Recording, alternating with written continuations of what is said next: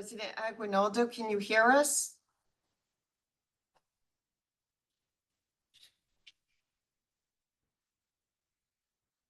We can see each other in this room. I can hear you too. Yeah. President Aguinaldo, can you hear us?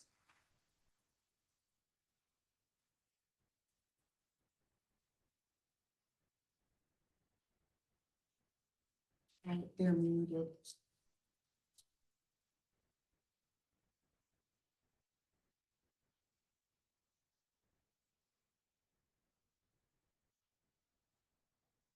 President Aguinaldo, can you hear us?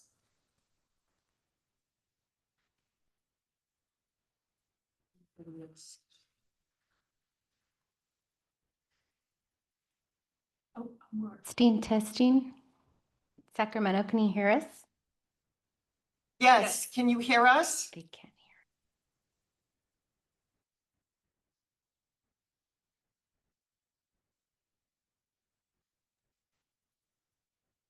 hear. Testing.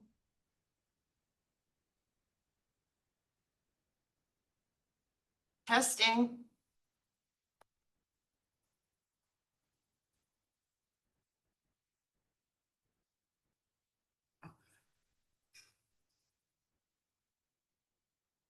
And we're unmuted, right?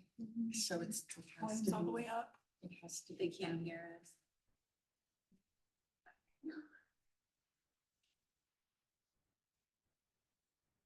Stand by. Can you hear us? I can. How do I get into the? Yes, the staff Wi-Fi, can how do hear I- us, what's but the the code? SoCal room. Oh, cannot. wow.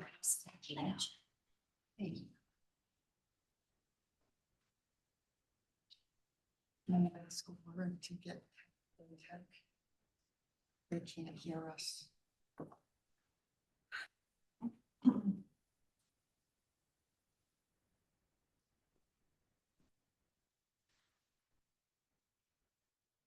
We're waiting to get started while we fix some tech issues, so just give us another few minutes.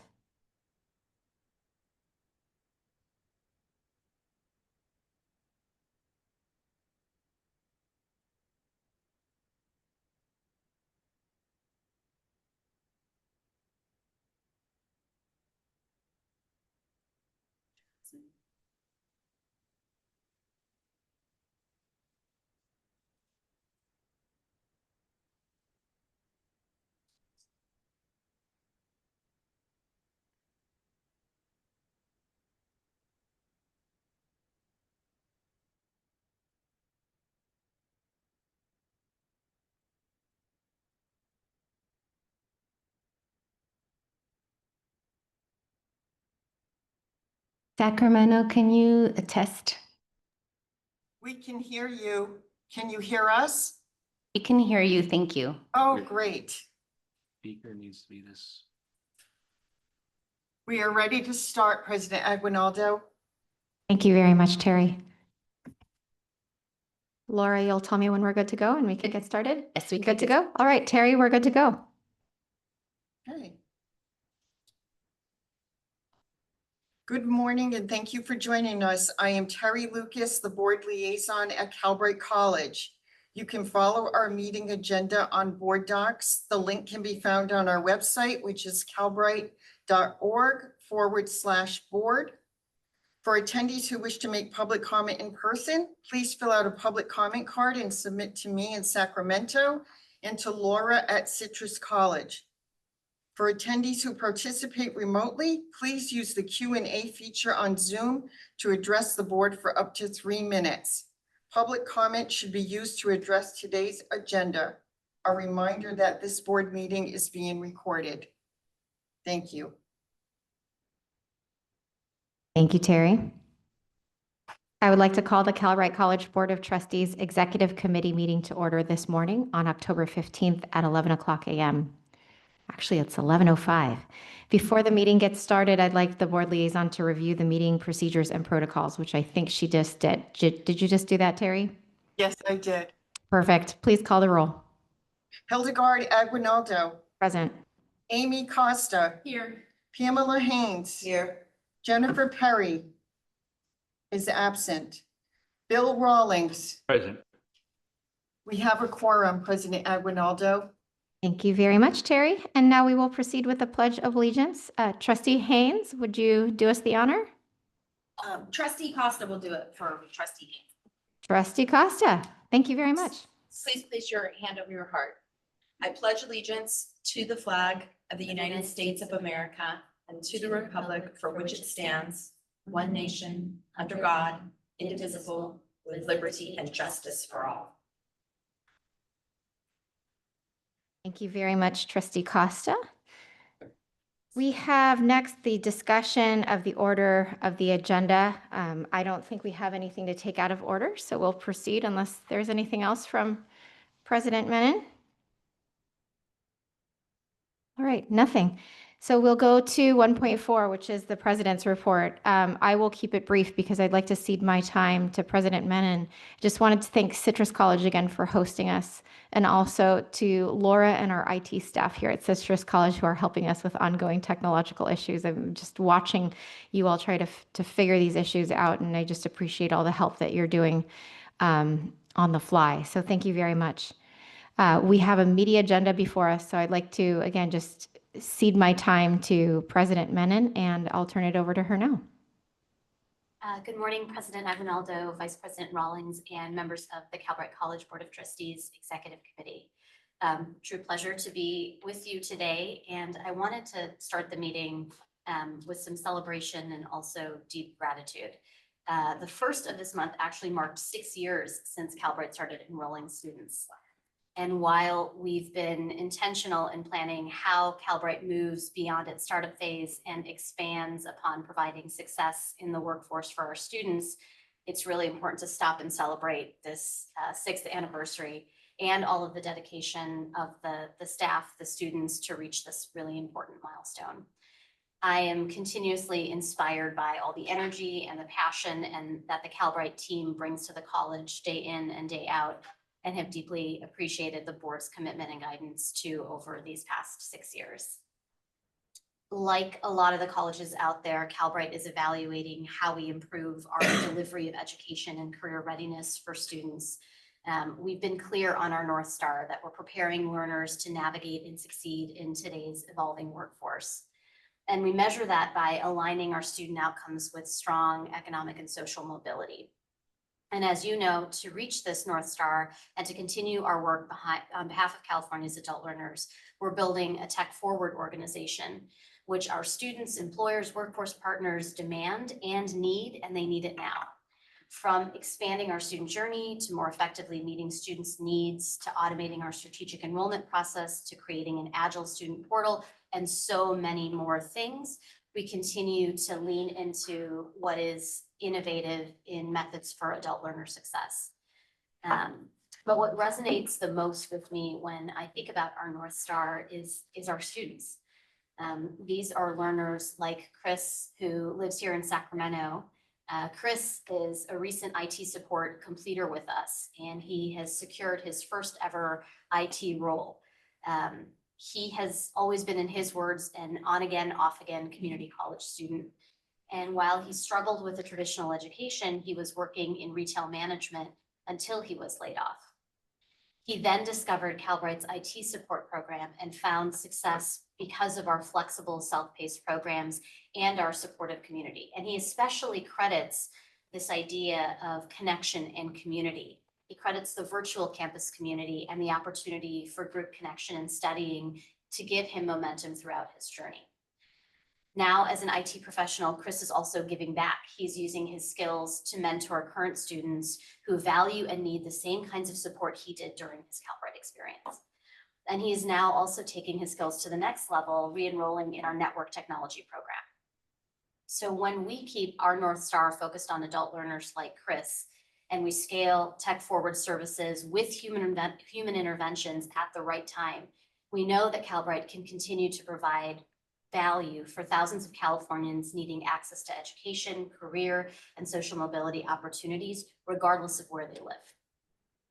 Continuing on our thread of advancing student outcomes, I am very eager for you to hear more today in today's meeting about a partnership with Credlins, a national data trust. So our VP of Research and Development, Bindo, will share how working with Credlands will improve how we measure our learners' success. And Credlands, its own emphasis on non-degree credentials is particularly important for Calbright.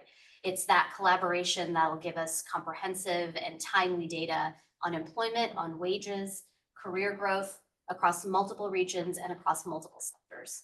This new data will also allow us to better demonstrate the effectiveness and impact of our programs and our ability to continuously enhance our offerings. Later this week, I also have the opportunity to share our achievements and our learnings as I represent Calbright at the 2025 California Community Colleges Non-Credit Summit, that's a mouthful, at Mount San Antonio College.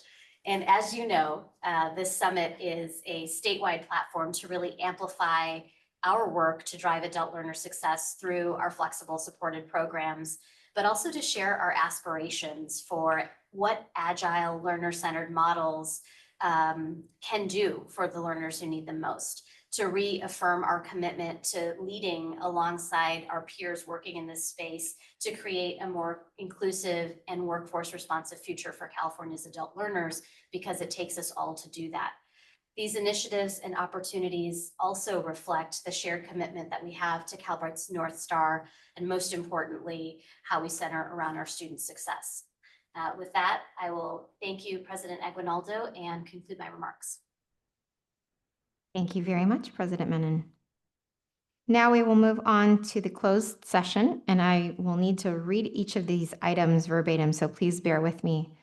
Item 2.1 is a conference with labor negotiators under Government Code Section 54957.6. Agency Designated Representative, Joseph Bremgartner. Employee Organization, California School Employees Association. Item 2.2 is public employee appointment/employment under Government Code Section 54957B, Interim Vice President of Marketing, Communications, and Outreach. And item 2.3 is public employee appointment/employment, Government Code Section 54957B for Chief Product Officer. Is there any public comment on these closed session items? There is no public comment.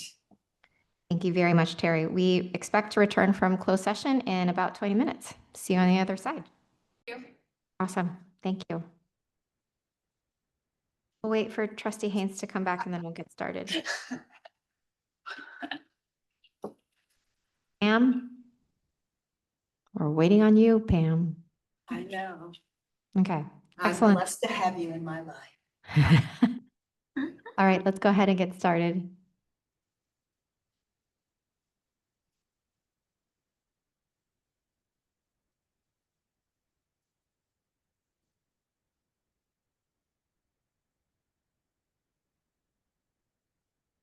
Terry, are we good to go?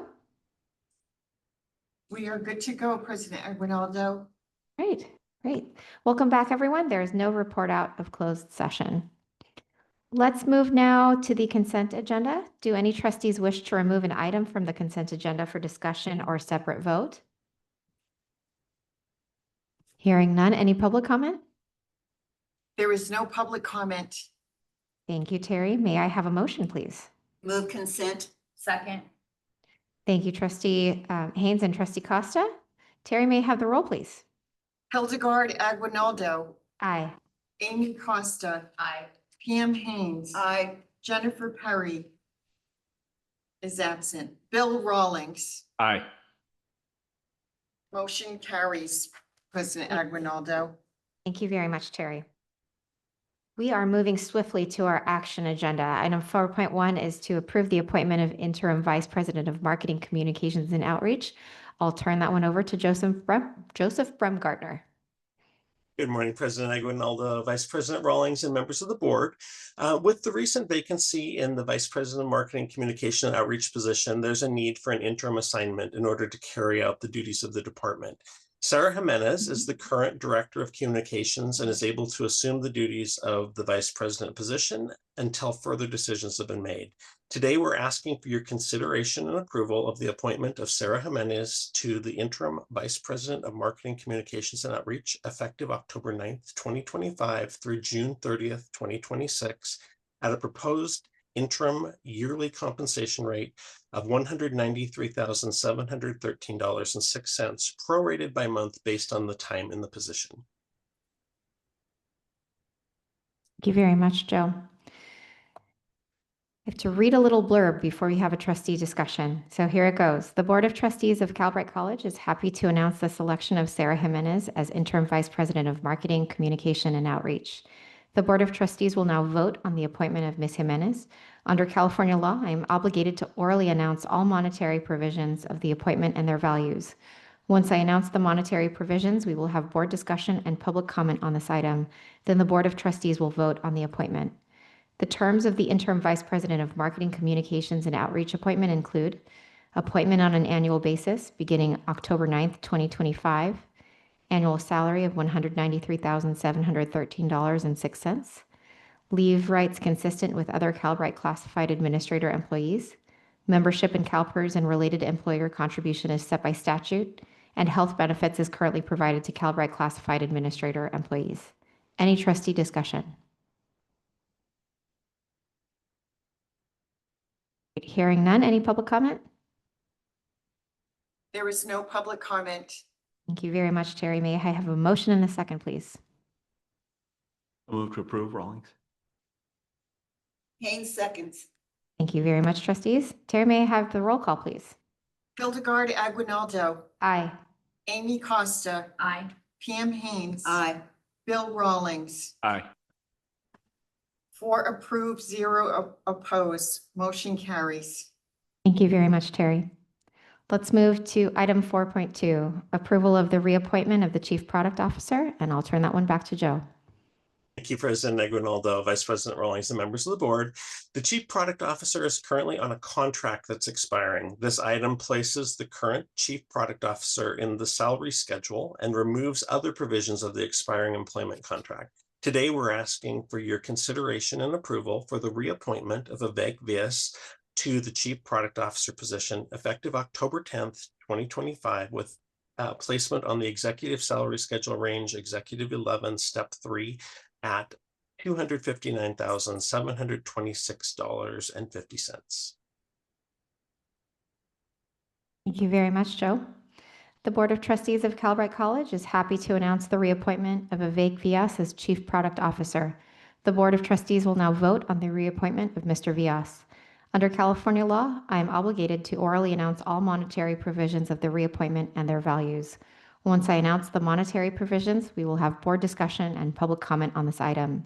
Then the Board of Trustees will vote on the reappointment. The terms of the Chief Product Officer reappointment include appointment on an annual basis beginning October 10, 2025, annual salary of $259,726.50, leave rights consistent with other Calbright classified administrator employees, membership in CalPERS and related employer contribution as set by statute, and health benefits as currently provided to Calbright classified administrator employees. Any trustee discussion? Hearing none, any public comment? There is no public comment. Thank you very much, Terry. May I have a motion and a second, please? Rawlings, I'll move. Second. Great. Thank you very much, trustees. Terry, may I have the roll call, please? Hildegard Aguinaldo, Aye. Amy Costa, Aye. Pamela Haynes. Aye. Bill Rawlings. Aye. 4 approved, 0 opposed. Motion carries. Thank you very much, Terry. Let's move now to our first reading item. Item 5.1 is our first reading of BP 6550. And for that, I'll pass to Dan Ojeda from F3. Thank you. Hello, everyone. This is a first reading of a new proposed board policy 6550. And this one involves the district's selling of surplus personal property. So the education code gives the district the right to sell what's deemed surplus personal property if it's no longer required for use by the district. And this policy is the first step in formalizing that process. It's a standard policy in community college districts in the state, and it's fairly simple. It would authorize the president or designee to declare personal property as surplus, and then to establish administrative procedures for disposing of that property, which will be consistent with the education code. So it's again, standard template and the first step to formalize this process. Great. Thank you very much, Dan. Any Sure. trustee discussion? Madam Chair or Madam President, Trustee Um, Haynes? I just want to make certain that within the body, within the intent of this new Board policy. board policy, thank you.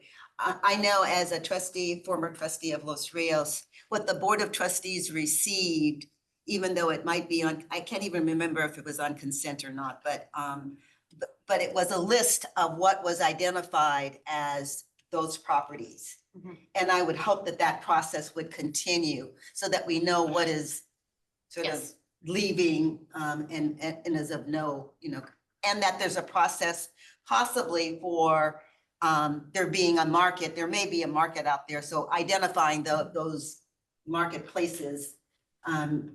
I know for Los Rios, they offered it to certain entities or warehouses that they could then sell it. Like donations. Like a Like a donation, goodwill. correct, more donation.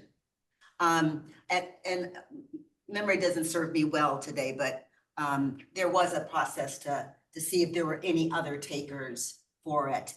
And then what was, there, it was noted, and then what was left was just gonna be disposed of.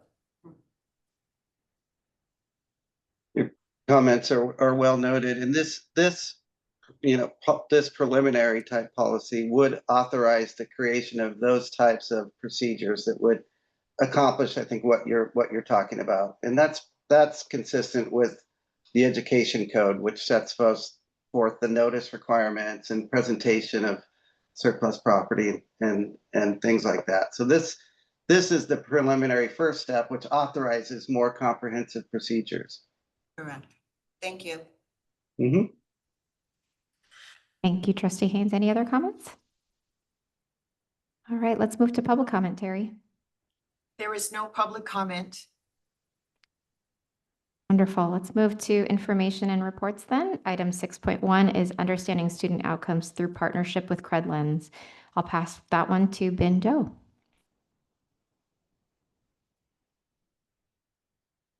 Thank you. So good morning, President Aguinaldo, Vice President Rawlings, members of the Board Executive Committee. I'm Ben Doe, VP of Research and Development here at Calbright, and excited to be here today to provide you with an update on Calbright's strategic approach to improving our non-degree credential data collection, and to share with you our current work regarding establishing a partnership with Credlens, a national data trust. So the next slide. As always, I always like to start here with our college mission on increasing economic mobility for adult learners, and discuss how this partnership, along with many of our current initiatives, continues to strengthen Calbright's ability to meet and serve our students. As many of you are aware, over the past year, Calbright has made significant enhancement to our data infrastructure and improvements in data analytics capabilities in order to strengthen our ability to make data-informed decision and understand impact on our students. This does, of course, include enhancements to data collection, including information regarding our students' progress and success while they're here on our campus. But we want to continue this work in service of our continuous improvement efforts, and particularly how we gather this meaningful and verifiable data on students' economic mobility. This does include wage gains, labor market outcomes post-completion. And additionally, we want to be able to continue to evaluate programs and initiatives that we launch to understand if they are achieving the impact at the levels intended for the students and the community that they live in. So on the next slide, we do see that currently one of our methodologies include administration of an alumni survey. And this survey is designed to be able to help us understand how Calbright graduates are doing post-completion. We do ask and collect information that is not only required for maintaining our accreditation, but it is one of the numerous touch points that helps us understand their experience. And we also collect wage data for those who report it to us. The next slide just shows some of the aggregate data that we've been able to gather over the past number of years. The alumni survey is a self-reported survey. So of course, the data that we do gather, the R&D team reviews it to help us understand what the estimated ranges are for our students, what they're earning by program, pre and post Calbright.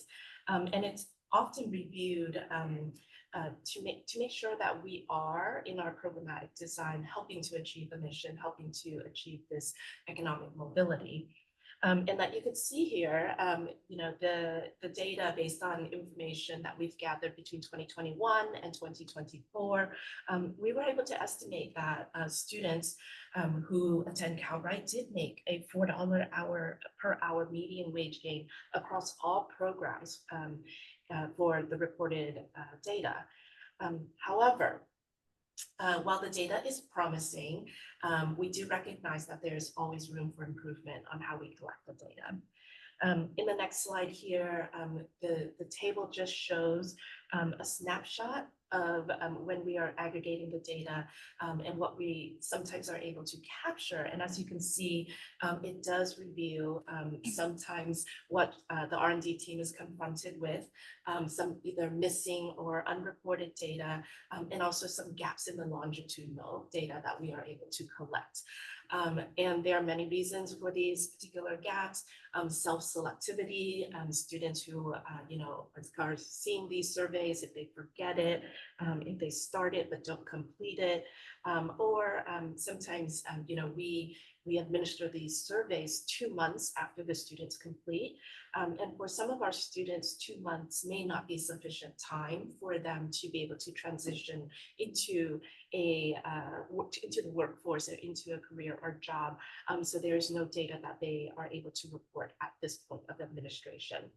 So with that, one of the work streams, and in the next slide, you'll see is we are currently working on reassessing the administration of this alumni survey to revamp the tool to make sure that we are collecting it in a manner that allows for longitudinal data, but we're also aligning it with the end-to-end student journey. This includes looking at the information that we're collecting as early on from onboarding. And so many of you might have remembered last month, Dawn and Vivek did share some of the work that we've been doing in our student portal around the intake assessment.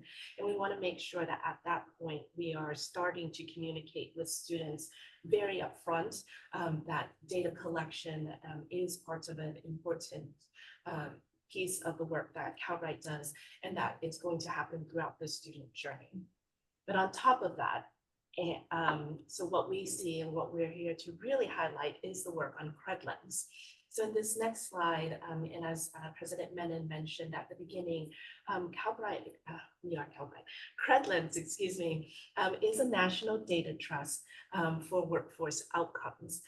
They are the first nonprofit national data trust for non-degree credentials and an affiliate of Strata Education Foundation. And Strata is a national nonprofit social impact organization. What's really exciting about Credlens is, again, that they're focused on the non-degree credentials, not just the degree credentials that many other institutions and many other organizations do have access to. And in the next slide, you'll see here, I know that the text is a little bit small, but I'll walk through the work that Credlens, and one of the important features, so not only are they a national data trust, they actually work not only with credential issuers such as Calbright and other training providers or credentialing bodies. They also work with policymakers, employers, and funders. They collect all of this information and work with these entities in order to help make evidence-based decisions about non-degree programs to really drive impact and improve the quality of investments, inform investments, and help us make decisions on how we could continue to iterate and enhance our programs. The level of nuance and integrations of the various stakeholders is something that is specifically designed, I believe, for organizations such as Calbright to address some of the data gaps for non-degree credentials that we were observing in our collections previously. And further, Credlen uses verifiable records and data sources that help us address concerns such as the lag time or self-reported data.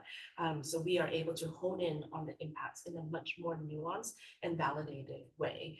It will be a supplemental and an additive component of our research methodology. From a statewide policy perspective, and these verified data and outcomes-based data could be used to help us understand the values of credentials, such as the ones that Calbright is offering, and also to look at the stackability, the long-term pathways, and where students, how they are mobilizing and moving. It can help us really inform strategic plans for economic and business development and craft policies that could enhance economic mobility for our students. And in the following slides, I think, sometimes one of the questions that we always get asked is, well, where is this verified data coming from? And really, Credlens does work with a number of different organizations in order to tap into earnings, employment information, as well as education information. So all of these layers of information and stakeholders that they work with allows for the integration of the data and provide entities like us with Calbright and other participating institutions the ability to track amongst not only the earnings, but where individuals and where students are working, and then where they might be mobilizing and transitioning to on an education pathway as well. So super important for us. And the next slide, just from a technical perspective, data sharing perspective, the system is designed and built in an easy to use kind of dashboarding system with data security at the forefront of their work. So Credlen's position is that data security is not a feature, but a foundation. That's why they are a national data trust. So the infrastructure and process is designed to be secured, governed for sensitive information in a way that would protect our students' identity and their information. System also includes role-based access controls, ongoing security checks, again, something that we know is important to us and our students as well. And the data, so the next slide, data that we will be using to match the students' information includes demographics, so that we could do robust analytics and understand key insights regarding economic mobility across multiple groups. We also have the credential information, again, to understand the viability of programs and certifications itself. We're super excited about this opportunity and are looking forward to pilot this initiative in the upcoming weeks. And then the last slide that you'll see here, I wanted to call out again that all of this work that I've been highlighting so far, including the alumni survey and this Credlens partnership, is part of a larger work stream that Calbright is taking on around social and economic and social mobility measurements refinement that's underway.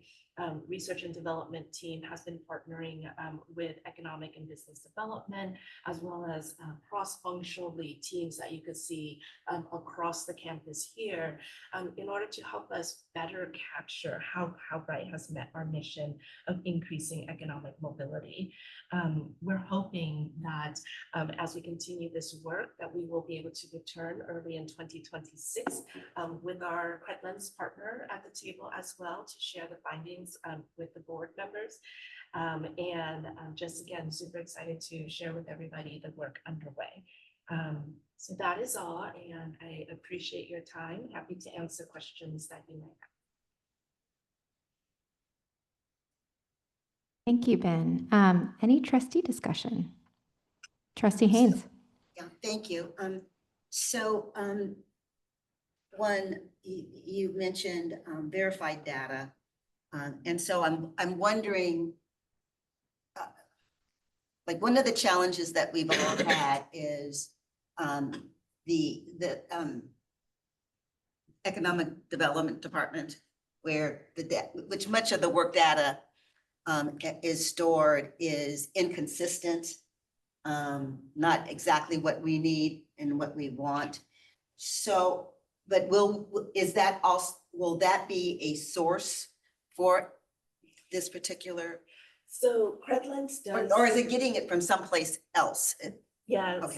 so Credlens does use a number of data sources, including direct from employers, including they do work with Equifax as one of their organizations that they partner with to get wage data, some of the jobs data. So there are multiple different sources that Credlens as a national data trust and in their engagement have been able to work through. And one of the concerns, I know we've had this conversation related to the unemployment data, particularly for Californians. Calbright in the CCC Apply application process right now, we do not collect the Social Security numbers of students. Credlens, one of the things in conversations that we have had, and you might have noticed on one of the slides, they have alternate ways to triangulate and really think about matching data that includes first name, last name, date of birth, emails, so things that may not require Social Security numbers for us to do best matches here. So I do have a follow-up question, which I just find this so fascinating. Where do you people find these people? This is not the first. Yeah. And so, and you didn't say how long this particular nonprofit has been around. How long has it been around? They are an affiliate of Strata. Strata has been around for a while, but Credlens formalized in 2024. Okay. So they are still a newer entity and have been building the infrastructure for this national data trust. Calbright would be one of the piloting institution in helping to really build and focus in and hone in on the dashboarding tools with them. And then, so I guess this question is going to go to you relative to what are some of the areas that Calbright will be looking at with this data? I mean, so, we're talking about the most obvious: employment, wages, demographics, but what I'm also, my aside is Calbright has been working on identifying regionally where these new industries are and where these new jobs, and then how many relative to the marketplace. And for one, I see one of the programs that we're offering is medical coding. And so there may be some strategic reasons why to continue that. It's geo-targeted to the Okay. place in the state where the jobs are. which is Okay, all right, then that's good that's a good for me. It's good for me to know, because in some marketplaces, that would not be the greatest job to be marketing for. And that's the problem with many of my sister colleges. They're still marketing not based on whole information relative to, should we be pushing this one up versus other programs? And that's me saying it, not necessarily.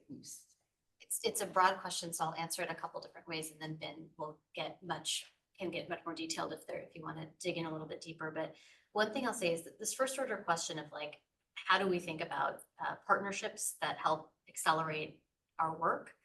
And the reality is that, one, there's not a lot of people that have a shared problem statement. A lot of people identify the problems, right? They identify the problems in the UI data, but there's very few folks that then position to where the marketplace gap is. And so, on the one hand, you could pay Equifax and you could pull Equifax data as a single source. But the alignment and the value of having publicly held data as like some of the source partnerships and work that we do becomes really important. This is also something, as we pilot it, that could be of value to other folks who are trying to answer similar questions in this state and in other states. And so I think like two reasons for them is because they also have an understanding that the current metrics that we're capturing, whether it's the UI data or existing federal programs or state programs, aren't sufficient enough to reflect what's actually happening to people in the economy. Yeah. And so just measuring on placement, just measuring on wage gain is not going to be sufficient. Being able to chart that out over a person's career as they change industry, employers, this is going to be the true measure of how somebody's doing in our economy. And so having the data configured this way and the piping built this way by something like a data trust becomes invaluable to evolve our ability to measure and see what's going on with real people. And that's at the base of it. So the alignment is in, we always say, and we always get confronted with this question, you should have better data. And the fact was there was not better data. And so there was data from 3 years ago about that we finally get to populate as a retrospective. And this is not a complaint in terms of I'll complain about it. The questions, right? Like the wanting to know from an accountability perspective how students coming through programs at an institution are doing is like a valid question. We think about the question as broader than just the accountability piece, right? We want to understand, are our programs driving economic value for the people it should be driving value for? And so we have to get closer to evolving measurement in order to do that. So I explain this in terms of our research function generally. We're not an academic center at an institution, at an R1 institution. We're a tactical research unit that is very much focused on answering the primary questions around how folks are doing as a result of the public programs that they're going through.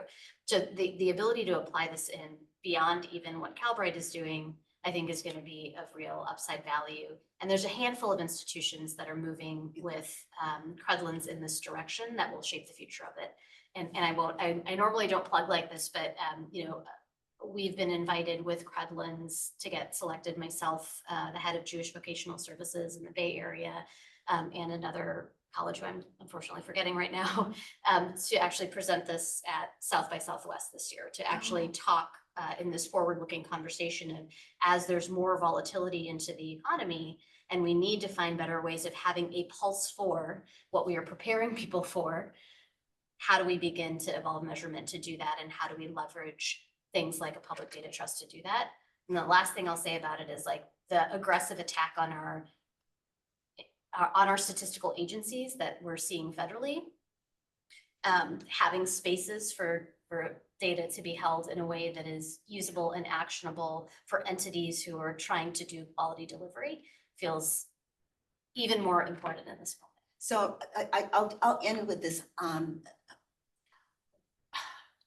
You've said it 3 times in what you've said, and that is having a public entity, public model be doing this work, because at least we hold on to the data, and we have and nonprofit organizations doing it. We have an obligation in a very different way than corporations have an obligation. They have an obligation to make profit, make money.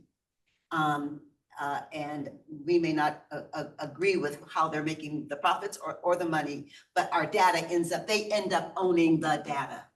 And I don't think, and there's a part that I now realize we need to be saying that much louder and much more often, relative to when we're asking these questions of the entities that are coming to our colleges and to our system, saying, oh, look at what we have, because they were all there for a number of the programs. And we had one day and one sitting where 3 people, including you, said, but let's think about it this way.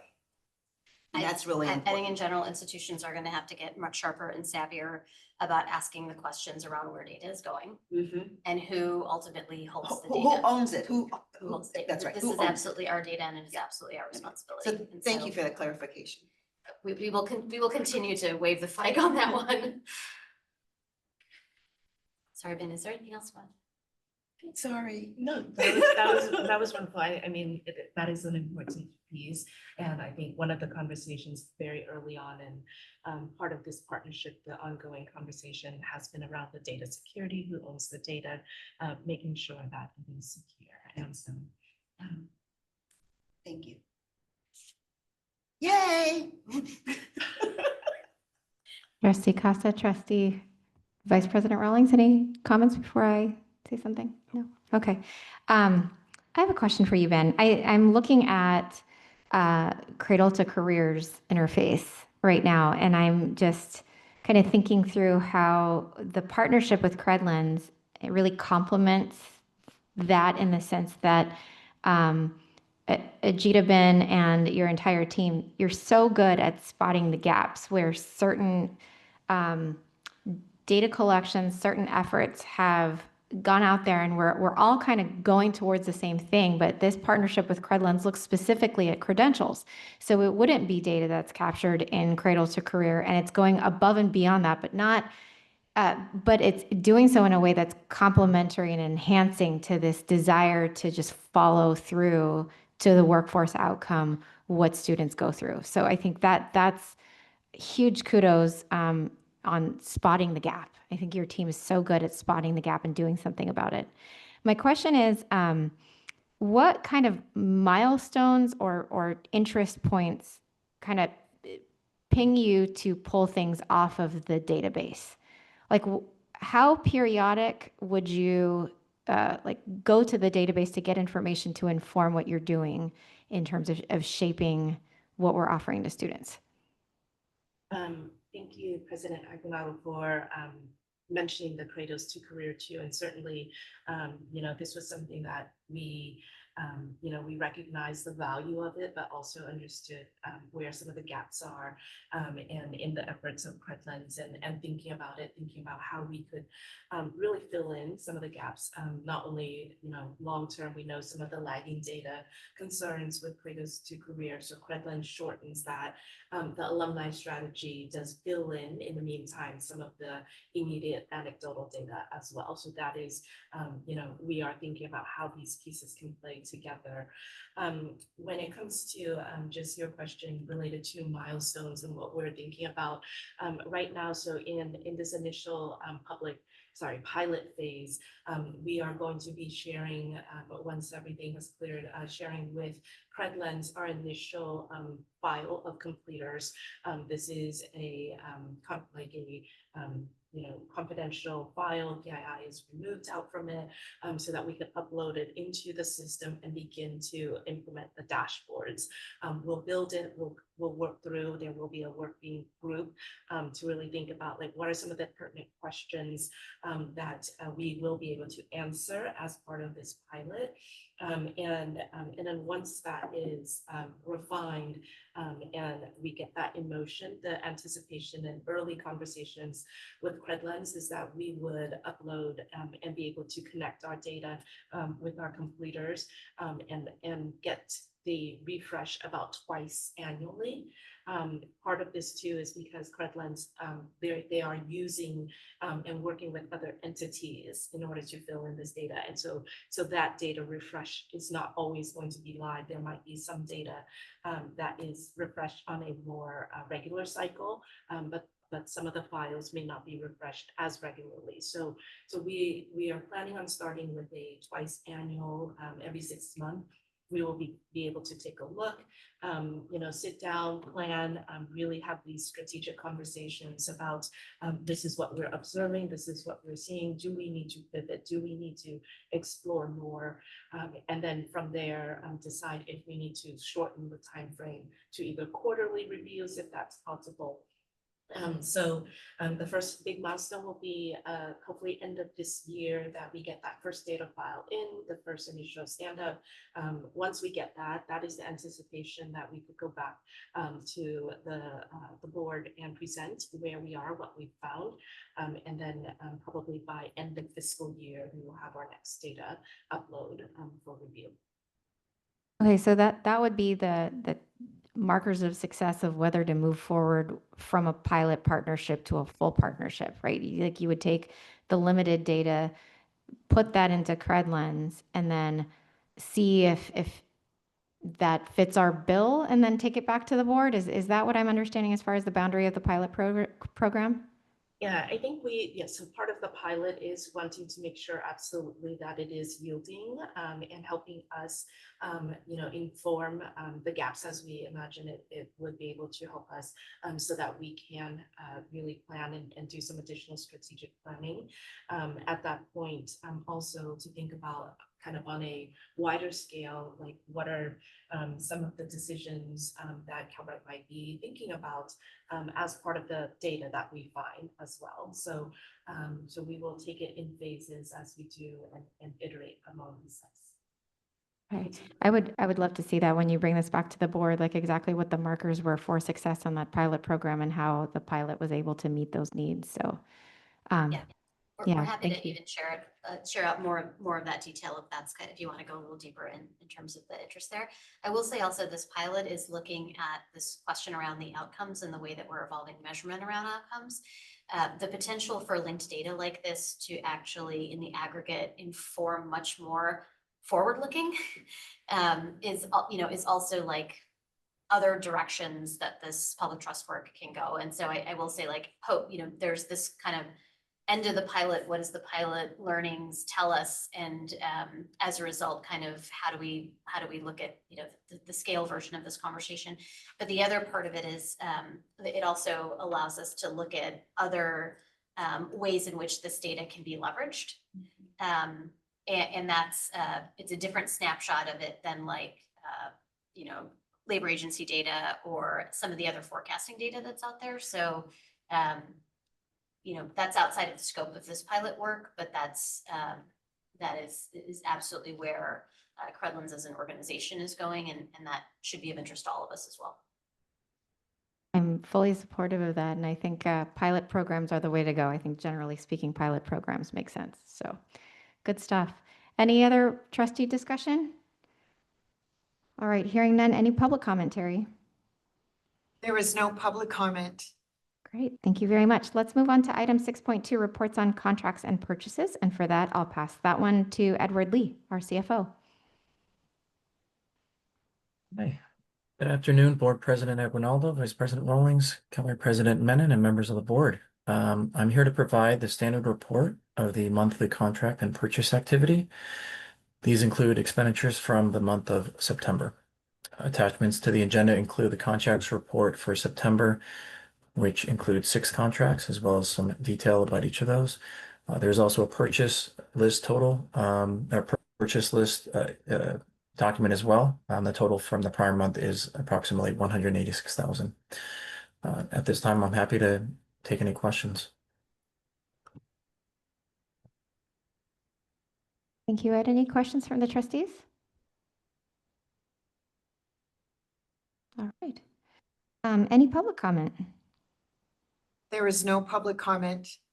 Great, thank you very much, Terry. All right, let's go to constituency group reports. We are in the home stretch here, team. 7.1 is the Calbright Academic Senate report, and we have no report from them.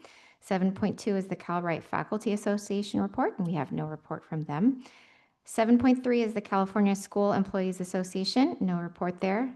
So the last one is the 7.4 Associated Students of Calbright College, and for that, I'll pass it to Deb Hemingway.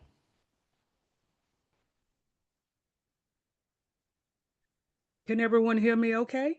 Yes, ma'am. Yes. All right. Good morning, everyone. Please allow me a second.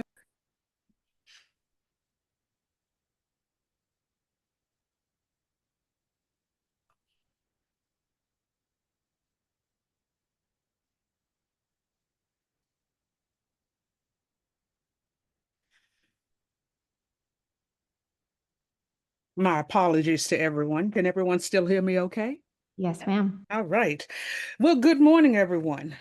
In September, along with ASCC, Vice President Luana Furtado and myself, we had the opportunity to attend HubSpot Inbound San Francisco, a premier event centered on marketing, technology, and innovation. This gathering brought together thought leaders, students, and professionals across industries to exchange ideas and explore the future of digital tools in community building, entrepreneurship, and career growth. HubSpot has been a consistent and valued partner with Calbright College. Through this collaboration, students are gaining hands-on experience with industry-standard technology, tools they will use in real-world career pathways. For Calbright students who are often balancing family, work, and school, HubSpot's internship program has provided a bridge to learning that feels accessible and practical.